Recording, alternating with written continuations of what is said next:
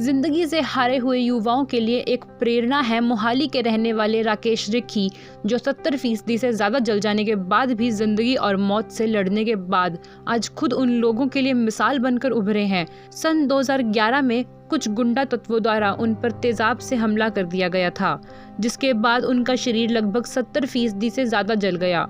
उसके बाद भी उन्होंने हार नहीं मानी और फिर जिंदगी और मौत से लड़ने के बाद वही मुकाम हासिल किया जहां पर वो छोड़ कर गए थे। उन्हीं की जिंदगी के उतार चढ़ाव पर आधारित एक पुस्तक का विमोचन किया गया हरियाणा विधानसभा के अध्यक्ष ज्ञानचंद गुप्ता द्वारा। यहाँ आपको बता दें कि इस पुस्तक को मोहाली के एक पत्रकार हरदीप सिंह हैप्पी द्वारा 2 महीनों की कड़ी मुशक्कत के बाद किया गया। आओ आपको बताते हैं कि किस तरह यह पुस्तक लोगों को जीने की राह दिखाती है। कि मैं समझता हूँ कि राकेश रिक्की जी के ऊपर जिस प्रकार से कुछ बैड एलिमेंट्स ने हमला किया और उसके पश्चात उस चैलेंज को स्वीकार किया राकेश रिक्की जी ने, और ज़िंदगी को इतनी मुसीबतें आने के पश्चात भी आज लोगों के बीच में एक मिसाल बन कर के खड़े हुए हैं। उनका जीवन मैं समझता हूँ एक प्रेरणा का जीवन है। उनसे प्रेरणा लेने की आवश्यकता है कि चाहे कितनी भी बड़ी मुसीबत क्यों ना आ जाए, हिम्मत नहीं हारनी चाहिए, हौसला नहीं हारना चाहिए। अगर आपका हौसला बुलंद है, हिम्मत के साथ खड़े हो, सच्चाई के साथ खड़े हो, तो आखिर में जीत आपकी हो। ते मेरे बच्चे ते मेरा स्टाफ, बस यही है। मेरी उम्र घटाते हैं क्योंकि जो टीचर है ना कभी बुढ़ा होता ही नहीं, क्योंकि नवे नवे बच्चे आई जा रहे हैं, जवान बच्चे आते हैं, उन्होंने रह रह के वो जवान हो जाता। बस दूसरा मैंने काम पहले काम ना बहुत प्यार है।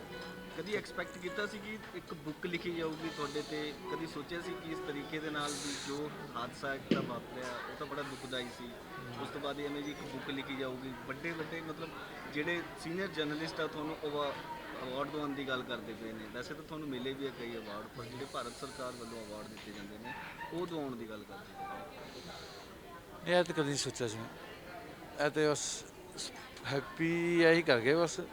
ਮੈਨੂੰ ਕੋਈ ਉਮੀਦ ਨਹੀਂ ਸੀ ਕਿ ਕੋਈ ਬੁੱਕ ਕੋਲੋਂ ਨਾ ਇਹ ਐਸਾ ਤੋਹਫਾ ਇੱਕ ਜਿਹੜਾ ਹਰ ਕਿਸੇ ਦੇ ਨਸੀਬ 'ਚ ਹੁੰਦਾ ਕਿ ਕੋਈ ਕਿਸੇ ਲਈ ਕੁਛ ਲਿਖੇ।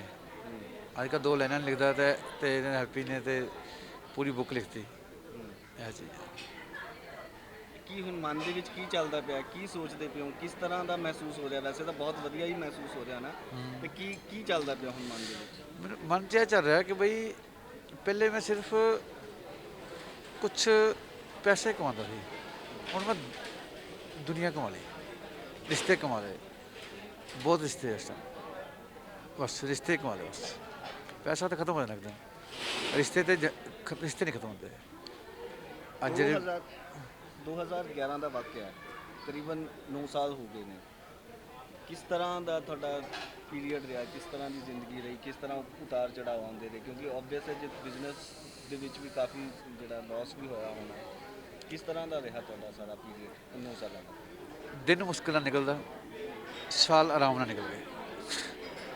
दिन कटना पैंदा कि अज वो जो अज मेरी इंप्रूवमेंट लग रही है 80% इंप्रूवमेंट है। 2 साल मैं लेट के खाना खाता, लेकिन डे बाय डे इंप्रूवमेंट कि ये पिछे सिर्फ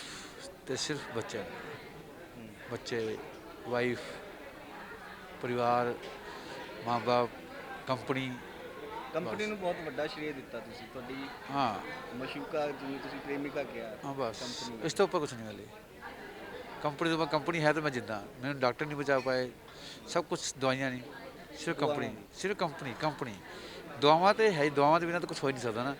लेकिन अगर कंपनी मेरी ना होती तो मैं ना बढ़ता, क्योंकि मेरी आत्मा बढ़ती थी। देखो ਸਾਨੂੰ ਤਾਂ ਪਤਾ ਹੈ ਜੀ ਕਿੰਨੇ % ਤੁਸੀਂ ਦੱਸਿਆ ਵੀ ਇਹ ਪਹਿਲੀ ਐਗਜ਼ਾਮਪਲ ਹੈ ਹਿੰਦੁਸਤਾਨ ਦੇ ਵਿੱਚ। 78% ਵੀ 78% ਤੁਹਾਡੇ ਨਾਲ ਜਿਹੜਾ ਨੁਕਸਾਨ ਹੋਇਆ, ਤੇ ਅੱਜ ਤੁਸੀਂ ਲੋਕਾਂ ਦੇ ਮੁਖਾਤਿਬ ਹੋ, ਲੋਕਾਂ ਨਾਲ ਰਾਬਤਾ ਕਾਇਮ ਕਰਦੇ ਹੋ, ਲੋਕਾਂ ਨਾਲ ਕਿਸ ਤਰ੍ਹਾਂ ਦਿਨਚਰਿਆ ਕਿਵੇਂ ਚੱਲਦੀ ਹੈ? दिनचर्या कुछ नहीं है। सवेरे 5 बजे मालिश, 5:30 बजे नहाना, 6 बजे तैयार, 7 बजे ऑफिस। पहले 8-9 साल तो यही चल रहा है, अगले 15 साल भी यही चलना। बस ये चीज़, पहले काम, फिर पूजा, फिर पेट पूजा, फिर काम दूसरा। ਤੁਸੀਂ ਬੜੀ ਜ਼ਿੰਦਾ ਦਿਲੀ ਵਾਲੀ ਗੱਲਾਂ ਕਰਦੇ ਹੋ। ਇੱਕ ਤੁਸੀਂ ਮਿਸਾਲ ਹੋ, ਜਿਹੜੇ ਅੱਜ ਦੇ ਦੌਰ ਦੇ ਵਿੱਚ ਲੋਕ ਨਿਰਾਸ਼ ਹੋ ਜਾਂਦੇ ਨੇ, ਕੁਝ ਅਜਿਹੇ ਗਲਤ ਸਟੈਪ ਚੱਕ ਲੈਂਦੇ ਨੇ, ਉਹਨਾਂ ਨੂੰ ਕੀ ਮੈਸੇਜ ਦੇਣਾ ਚਾਹੁੰਦੇ? ਉਹਨਾਂ ਕੋਲ ਕੰਮ ਨਹੀਂ ਹੁੰਦਾ ਕੋਈ ਕਰਨ ਦੀ, ਕੋਈ ਵਜ੍ਹਾ ਨਹੀਂ ਹੁੰਦੀ, ਪਰਿਵਾਰ ਨਹੀਂ ਹੁੰਦਾ, ਬੱਚੇ ਨਹੀਂ ਹੁੰਦੇ। ਜਿਨ੍ਹਾਂ ਕੋਲ ਇਹ ਕੰਮ, ਪਰਿਵਾਰ, ਬੱਚੇ, ਇਹ ਤਿੰਨਾਂ 'ਚ ਇੱਕੋ ਚੀਜ਼ ਹੈ ਨਾ, ਉਹ ਬੰਦਾ ਜਿੰਦਾ ਦਿਲੀ ਰਹੇਗਾ। ਕਿਉਂਕਿ ਅਗਰ ਮੈਂ ਕੰਮ नहीं करूँगा तो मेरे बच्चे को हाथ फैलाना पड़ा, तो मैं हाथ फैलाना नहीं देना चाहता। बस बाकी ये है जी कि मेरे पास कुछ नहीं है हारने को, लेकिन वो कुछ है जीतने को। मेरे पास कुछ नहीं है छुपाने को, लेकिन बहुत कुछ है दिखाने को। ज़िंदगी की असली जंग जीतने के लिए हथियार की नहीं, हौसले की जरूरत होती है। ਕਦੀ ਅਜਿਹੀ ਮੂਮੈਂਟ ਆਈ ਕਿ ਤੁਹਾਨੂੰ ਲੱਗਿਆ ਕਿ ਯਾਰ ਬਹੁਤ ਹੋ ਗਿਆ, ਹੁਣ ਤਾਂ ਰੱਬ ਹੁਣ ਤਾਂ ਜਾਂ ਤਾਂ ਚੱਕ ਲੇ ਜਾਂ ਖੜਾ ਕਰ ਦੇ? ਕਦੀ ਐਵੇਂ ਜਿਹਾ ਜ਼ਿੰਦਗੀ ਦੇ ਵਿੱਚ ਲੱਗਿਆ? ਕਿਉਂਕਿ ਜੋ ਹਾਲਾਤ ਜਿਸ ਤਰੀਕੇ ਦੇ ਨਾਲ ਚੱਲੇ ਨੇ ਸਾਰਿਆਂ ਨੂੰ ਪਤਾ ਹੈ। जब तक मेरे परिवार का एक भी बंदा, मेरी कंपनी से एक भी स्टाफ है, और तक मेरी चीज़ मेरे दिमाग 'ਚ चीज़ आ ही नहीं सकती, ਇਹ ਆ ਹੀ ਨਹੀਂ ਸਕਦੀ। ਅੱਜ ਮੇਰੀ ਕੰਪਨੀ ਤੋਂ ਮੈਨੂੰ ਬਾਹਰ ਭੇਜ ਦੇਣ, ਕੰਪਨੀ ਤੋਂ ਬਾਹਰ, ਤੇ ਮੈਂ ਵੀ ਨਹੀਂ ਆਉਂਗਾ। ਮੈਨੂੰ ਜਿੱਥੇ ਮਰਜ਼ੀ ਲੈ ਜਾਓ, ਤੁਸੀਂ ਕੈਨੇਡਾ ਲੈ ਜਾਓ, ਅਮਰੀਕਾ ਲੈ ਜਾਓ, ਜਿੰਨਾ ਮਰਜ਼ੀ ਪੈਸਾ ਦੇ ਦਿਓ, ਮੈਂ ਬਚ ਹੀ ਨਹੀਂ ਸਕਦਾ। ਆਪਣੀ ਬਿਨਾਂ ਕੰਪਨੀ ਤੋਂ, ਬਿਨਾਂ ਕੰਮ ਤੋਂ ਤੇ ਬਿਨਾਂ ਕੰਪਨੀ ਤੋਂ ਮੈਂ ਬਚ ਹੀ ਨਹੀਂ ਸਕਦਾ। ਬਾਕੀ ਰਿਸ਼ਤੇ ਮੇਰੇ ਕੋਲ ਰਿਸ਼ਤੇ ਬਹੁਤ ਆ। ਜਿਸ ਤਰ੍ਹਾਂ ਹੁਣ ਆਪਾਂ ਹੈਪੀ ਦੀ ਗੱਲ ਕਰੀਏ, ਹਰਦੀਪ ਵਿਰਕ, ਦੁਰਗੇਸ਼ ਗਾਜਰੀ, ਸਚਿਨ, ਔਰ ਬਹੁਤ, ਮਤਲਬ ਕਿ ਜਿਸ ਪਾਸੋਂ ਦੇਖੋ ਰਿਸ਼ਤੇ ਮਿਲਦੇ ਹਨ। ਬਸ ਇਹ ਹੈ ਚੀਜ਼। ਤੁਸੀਂ ਖੁਦ ਵੀ ਲਿਖਦੇ ਹੋ, ਤੁਸੀਂ ਖੁਦ ਵੀ ਰਾਈਟਰ ਹੋ, ਤੁਹਾਡੇ ਕਈ ਅਸੀਂ ਹੁਣ ਸੁਣ ਰਹੇ ਸੀ, ਤੁਸੀਂ ਕਈ ਜ਼ਿੰਦਾ ਦਿਲੀ ਵਾਲੇ ਜਿਹੜੇ ਅਲਫਾਜ਼ ਸੀ ਜਿਹੜੇ ਕਹੇ ਨੇ, ਸਾਡੇ ਦਰਸ਼ਕਾਂ ਨੂੰ ਵੀ ਦੱਸੋ, ਥੋੜ੍ਹਾ ਜਿਹਾ ਉਹਨਾਂ ਨੂੰ ਹੌਸਲਾ ਹੋਵੇ। ਕਿਉਂਕਿ ਜੋ ਜ਼ਿੰਦਗੀ ਤੋਂ ਜੰਗ ਹਾਰ ਚੁੱਕੇ ਨੇ, ਗਲਤ ਸਟੈਪ ਚੁੱਕਦੇ ਨੇ, ਉਹਨਾਂ ਵਾਸਤੇ ਤੁਸੀਂ ਕੀ ਮੈਸੇਜ ਦੇਣਾ ਚਾਹੋਗੇ? ਤੇ ਕੁਝ ਆਪਣੇ ਅੰਦਾਜ਼ ਦੇ ਵਿੱਚ, ਜਿਸ ਤਰੀਕੇ ਦੇ ਨਾਲ ਤੁਹਾਡੀ ਵਿਭਾਗ ਤੁਸੀਂ ਬੋਲਦੇ ਹੋ, ਆਪਣੇ ਅੰਦਾਜ਼ ਦੇ ਵਿੱਚ ਕੀ ਕਹਿਣਾ ਚਾਹੋਗੇ? 2-3 ਲਾਈਨਾਂ ਬੋਲਦਾ ਮੈਂ कि अगर शेर का शिकार करने का शौक़ है तो पहले जंगल में रहने की आदत डालो। अगर शेर का शिकार करने का शौक़ है तो पहले जंगल में रहने की आदत डालो, और अगर राकेश रिक्की का मुकाबला करने का शौक़ है तो पहले उसके सामने खड़े होने की आदत डालो। ये है कि कई बंदे मेरे बोलते थे उस टाइम कि भैया सूरज डूब गया, तो मैं बोलता था कि माना शेरों ने शिकार करना छोड़ दिया, इसका मतलब ये नहीं कुत्तों से लड़ना शुरू कर दिया, मैं वापस आ गया। तो ये सारी चीज़ें बस यही चीज़ें मैंने वापस ले आया। जब लिखी थी मैं लिख रहा, मैंने यही वापस लेके आया।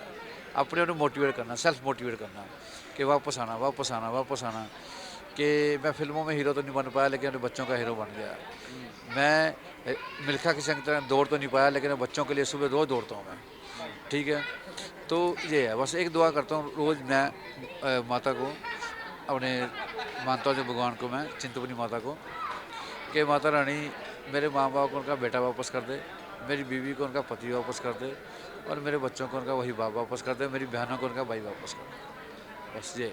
ਇੱਕ ਤੁਹਾਡੀ ਗੱਲ ਬੜੀ ਯਾਦ ਆਉਂਦੀ ਹੈ ਮੈਨੂੰ। ਤੁਸੀਂ ਮੇਰੀ ਪਹਿਲਾਂ ਵੀ ਤੁਹਾਡੇ ਨਾਲ ਜਿਹੜੀ ਮੁਲਾਕਾਤ ਹੋਈ ਸੀ, ਤਾਂ ਤੁਸੀਂ ਕਿਹਾ ਸੀ ਕਿ ਡਿਊਰਿੰਗ ਇਲਾਜ ਤੁਹਾਡੇ ਦਿਮਾਗ ਦੇ ਵਿੱਚ ਸਿਰਫ ਇਹੀ ਚੱਲਦਾ ਸੀ ਆਈਡੀਆਜ਼, हाँ ਕੰਮ ਨੂੰ ਲੈ ਕੇ।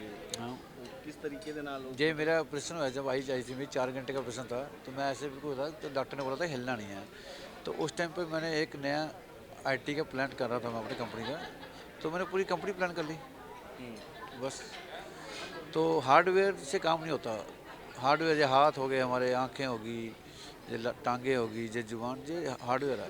हार्डवेयर का कंप्यूटर जो मर्जी महंगा हो 1.5 लाख से ज़्यादा नहीं होता, लेकिन उसके अंदर का सॉफ्टवेयर है ना, वो 1.5 करोड़ का भी होता है। तो मुझे लगता है कि अगर हमारा ब्रेन सही है ना, तो बाकी सारा सीट उठ जाए, वो दोबारा से कम बैक हो जाता है। मैं पिछले 6 ਮਹੀਨੇ ਤੋਂ ਲਗਾਤਾਰ 2 ਤੋਂ 3 ਬੁੱਕਸ ਦੇ ਉੱਪਰ ਕੰਮ ਕਰ ਰਹੇ ਹਾਂ, ਤੇ 2 ਬੁੱਕਸ ਮੇਰੀਆਂ 80% ਲਗਭਗ ਤਿਆਰ ਨੇ, ਜਿਨ੍ਹਾਂ ਦੇ ਟੌਪਿਕ ਮੈਂ ਹਾਲੇ ਸ਼ੇਅਰ ਨਹੀਂ ਕਰ ਸਕਦਾ।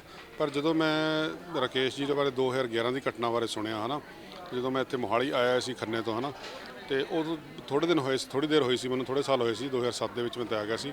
ਪਰ ਜਦੋਂ ਮੈਨੂੰ ਉਸ ਤੋਂ ਬਾਅਦ ਹੌਲੀ ਹੌਲੀ ਦੀ ਸਰਜਰੀਆਂ ਹੋਈਆਂ ਹੁੰਦੀਆਂ, ਹੈ ਨਾ, ਉਸ ਤੋਂ ਬਾਅਦ ਵੀ ਉਹ ਆਪਣੇ ਪੈਰਾਂ 'ਤੇ ਖੜ੍ਹੇ ਹੋ ਕੇ ਨਾ ਸਿਰਫ ਆਪਣੇ ਲਈ ਤੇ ਕੰਮ ਨੂੰ ਸਮਰਪਿਤ ਭਾਵਨਾ ਵਾਲੀ ਗੱਲ ਉਹ ਦਿਖਾ ਰਹੇ ਸੀ, ਤਾਂ ਉਹ ਲੋਕਾਂ ਲਈ, ਖਾਸ ਕਰਕੇ ਨੌਜਵਾਨ ਪੀੜ੍ਹੀ ਲਈ ਇੱਕ ਪ੍ਰੇਰਨਾ ਸਰੋਤ ਸੀ।